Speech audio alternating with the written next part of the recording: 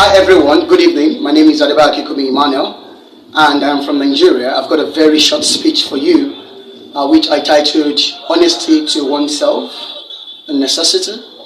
It is no doubt that who we are, or what we become, or what we exhibit, is a product of many things. Ideas, beliefs, opinions, parenting, to mention but a few. Consciously or unconsciously, we find ourselves using these ideas and ideologies on our daily basis. Although sometimes we find these ideas conflicting and sometimes illogical, yet we cannot do without them. This is so because, not because we cannot actually neglect them, but probably because, yet we cannot do without them. This is so not because we cannot actually neglect them, but probably because they suit our standpoint or our immediate interest, or we cannot simply state why they are illogical. However, my point here is not to delve into these conflicting ideas or to identify the illogicalities inherent in them. Also, I do not intend to refute them, nor provide counter-argument to them. My efforts are geared toward identifying the concept of true self, although not extensively, and of course to state the benefits that arise when we stay true and honest to ourselves.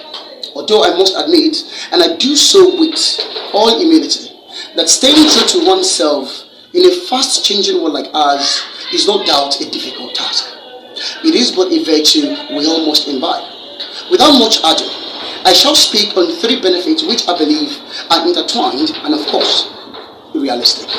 First, mental stability. It is no gainsaying that the mental peace that comes with being true with oneself is absolutely immeasurable. By doing oneself, one finds oneself in a state of constant stability and emotional balance. Of course, there are pressures. There will be pressures. And I must admit they can be very, very overwhelming. But when one understands that irrespective of what people might think or believe, one's opinion about oneself overrides all, this indeed brings about inner satisfaction. It brings about originality and authenticity. No doubt in life, one needs the opinions and submissions of others. Also, it is important that we subject our opinions and ideas to the criticisms and evaluations of others. However, as innocuous and harmless as this may seem, it may erode the originality of an idea and serve as a coat blanket to one's confidence.